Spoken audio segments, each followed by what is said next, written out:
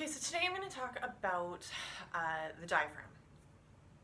And I'm actually going to talk about two diaphragms today. There's more than two functional moving diaphragms within the body. However, I'm only going to speak about two of them. They are, to me, the most important ones.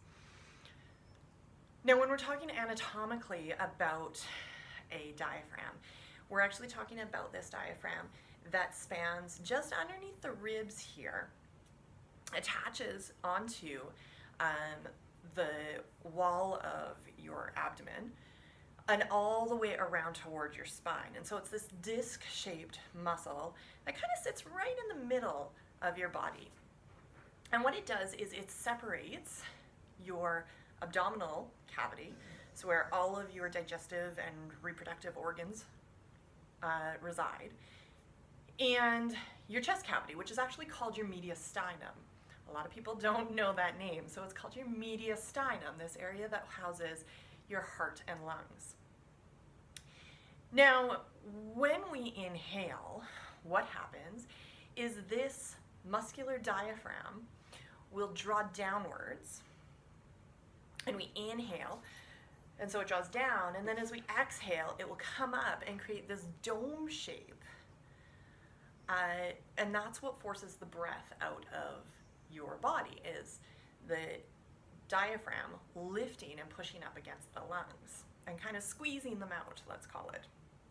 And so as you inhale, the diaphragm comes down, and then as you exhale, it will rise up. So if we look at the Hoberman sphere here, we can see that as you inhale, you need to create space in the body, and then as you exhale, that space will contract and reduce, okay? So inhale, we create space. Exhale, it will contract and reduce.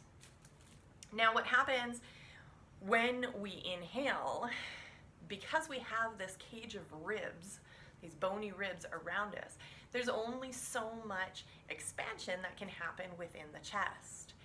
And so what will tend to happen instead is that the abdomen will wind up taking in an increase in pressure. So there will be an increase of intra-abdominal pressure in the belly. And so we can see that easily in babies. Babies are really good at belly breath, and you can watch their bellies just rise and fall because they tend to use the full depth of their lungs for their breath. So they're really quite good at that, and it's a natural thing for them. As we age and as our habits change within our body, we tend to do more of a chest breath, okay? Now, like I said, two diaphragms. So we have this diaphragm in the middle of your torso, and then we also have a diaphragm in the bottom of your pelvic floor.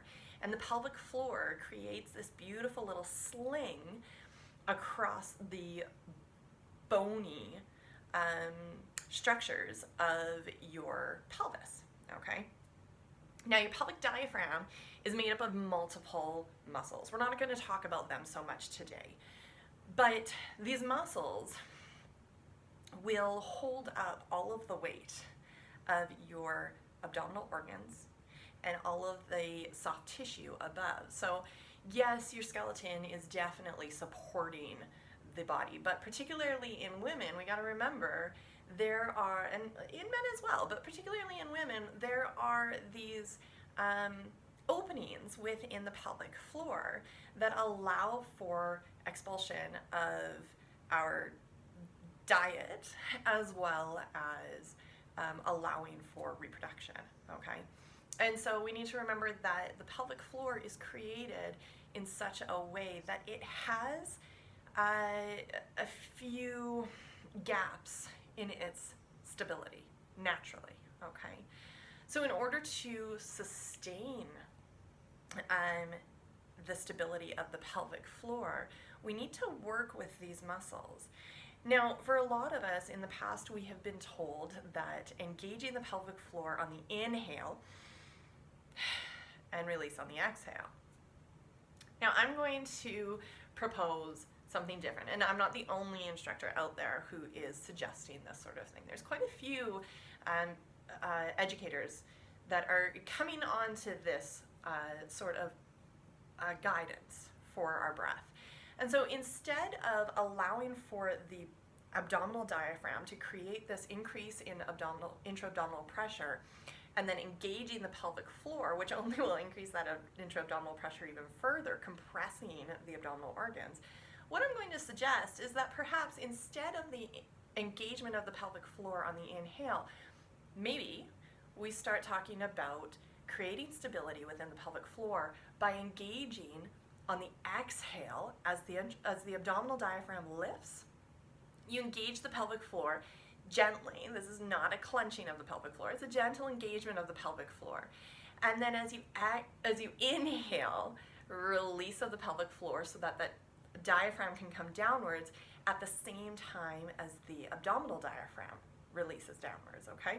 So we're going to find this gentle piston-like movement with the breath between these two diaphragms, just allowing that intra-abdominal pressure to have more of a fluid motion as opposed to compressing into this intra-abdominal pressure, and then all of that extra pressure has to release out the front of the abdomen through the anterior abdomen. So think on it a little bit. Let me know if you've got any questions. Don't be shy. Reach out to me however you would like to. And I hope that this has been educational.